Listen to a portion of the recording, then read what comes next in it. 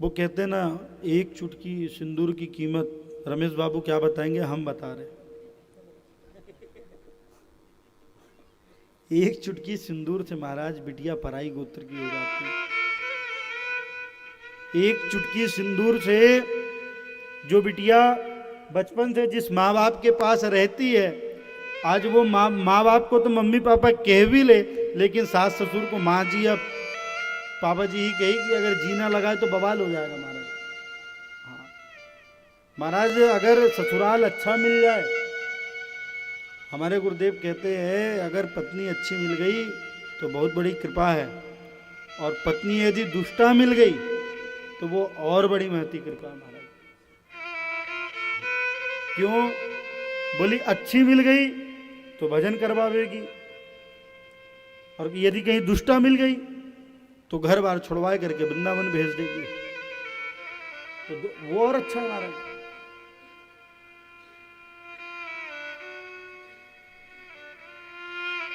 तो जिस बिटिया को बचपन से जिस घर में रखा, वो एक चुटकी सिंदूर से आज पराई हो जाती है।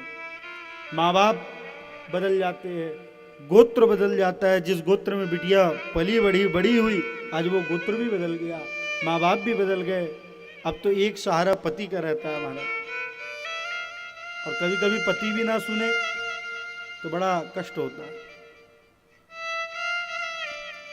एक माँ बाप के प्रति झुकाव होना बिल्कुल सही बात है, होना भी चाहिए। माँ बाप है, जन्म दिए आपको, लेकिन एक वो भी तो लड़की है जो केवल आपको देख करके अपने माँ बाप, भाई बंधु, घर परिवार, परिजन सबको छोड़ करके आ गई। जिस गोत्र में जन्म लिया उस गोत्र तक तो आपके चक्कर में हमने बदल लिया।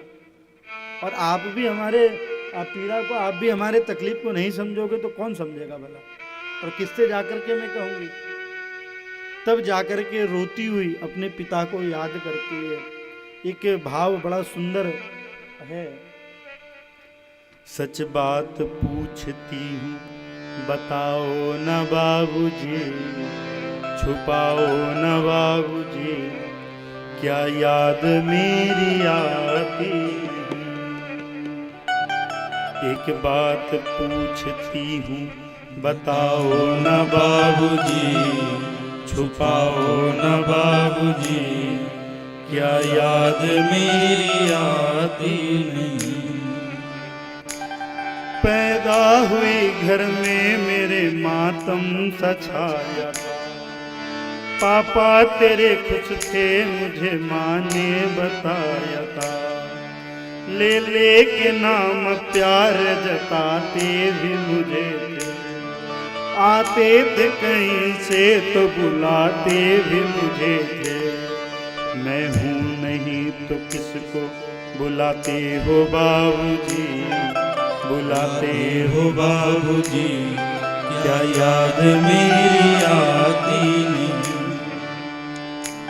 सच बात पूछती हूँ बताओ न बाबूजी, छुपाओ न बाबूजी, क्या याद मेरी आती नहीं? हर जिद मेरी पूरी हुई, हर बात मानते, बेटी थी मगर बेटों से ज्यादा थे मानते। घर में कभी होली कभी दीपावली आई, सैंडल भी मेरी आई, मेरी फ्राक भी आई। अपने लिए बंडी भी न लाते थे बाबूजी, क्या कमाते थे बाबूजी, क्या याद मेरी आती? ये बात बिल्कुल सत्य है कि जब तक पिता कमाते हैं ना, तब तक हम सभी की इच्छा पूर्ण होती है। जब तक पिताजी कमाते हैं तब तक हमारी खुद की बात बताएं तो हर दीपावली और हर होली में हम नए कपड़े पहनते हैं। और लेकिन जब खुद कमाने लग जाओ तब वस्त्र तो क्या, कुछ भी लेने की इच्छा नहीं होती।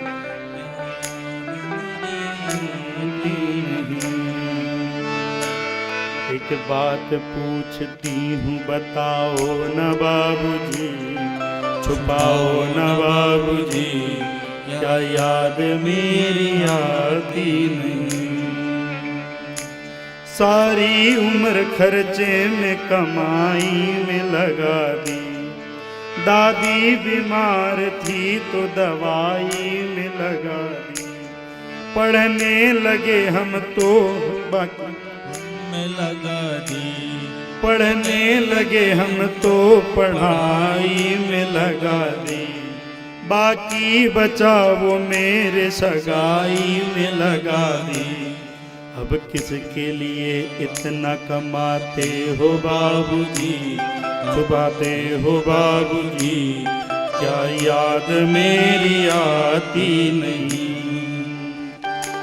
सच बात पूछती हूँ बताओ न बाबूजी, छुपाओ न बाबूजी, क्या याद मेरी आती नहीं।